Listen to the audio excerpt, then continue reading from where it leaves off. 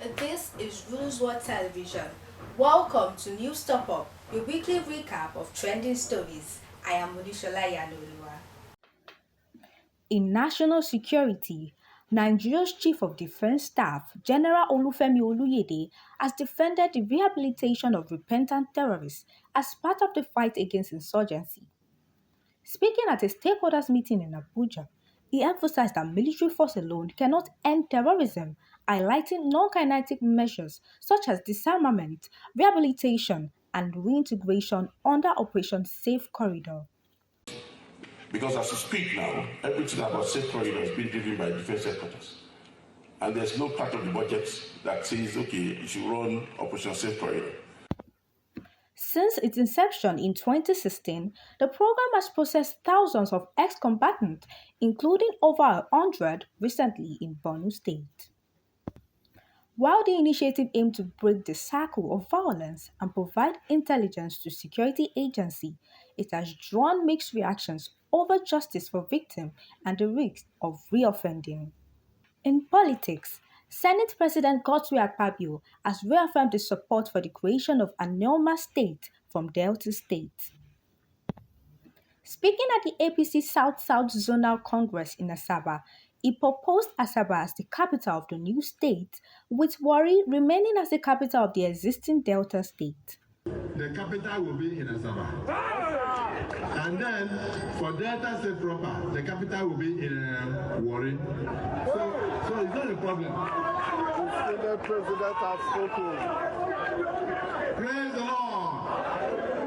So I don't think we should be afraid because the more states we have, the more the development. So assuming it passes through in the various houses of assemblies, it simply means that we will have one additional state. Akpabio described the move as historically justified, intended to promote balanced development, administrative efficiency, and equity in the region. The proposal, championed by Ned Nwoko, is reportedly backed by some members of the National Assembly, though opinions remain divided on the political and regional implications.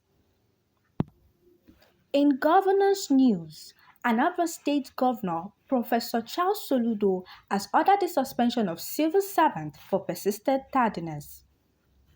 During a surprise inspection of the state secretariat in Oka, he found several offices unstaffed and directed that absent employees faces suspension without pay, with some facing up to 6 months.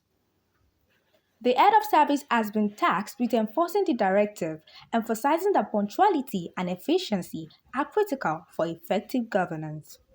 They are not yet on safe. Four of them not yet on safe. Let's go. Where are the other three? They have not got into the office.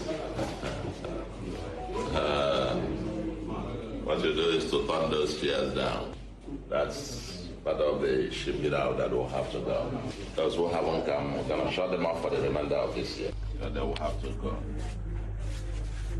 They'll have to go. If by 10 in the morning, they're not yet shown off for work, they're supposed to be a civil servant, then it means they would not need you. On a tragic note, 3 members of the APC from Benue State died in a road accident while traveling to the party's North Central Zonal Congress in Lafia, Nasarawa State. The crash occurred along the Makurdi-Lafia Highway, with several other delegates injured and rushed to nearby hospitals.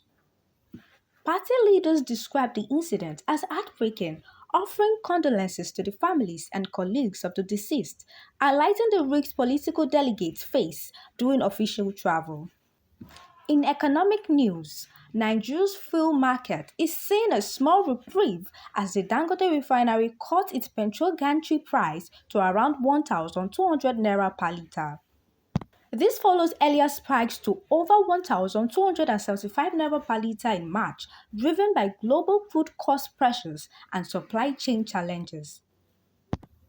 While some filling stations are passing on the reduction to consumers, analysts caution that relief may be gradual due to logistics and operational costs.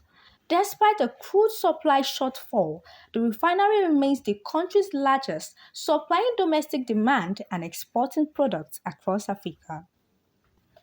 On the international stage, the ongoing US-Iran conflict continues to escalate. US President Donald Trump has postponed planned strikes on Iran's energy infrastructure for 10 more days, citing ongoing negotiations that Tehran disputes. Meanwhile, the Israeli Defense Forces report strikes on Iranian naval and missile facilities, with Iran retaliating using missiles and drones. Humanitarian reports indicate over 1,900 deaths and thousands injured since the conflict began.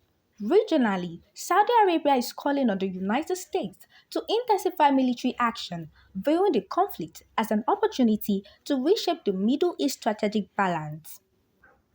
Global oil markets remain volatile, with Brent crude briefly surpassing $100 per barrel, though prices have shown slight cooling after recent fluctuations.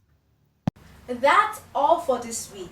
For more trending stories, don't forget to subscribe to our YouTube channel, Volusola Television. Once again, I am Olusola Iyanu. Thanks for watching.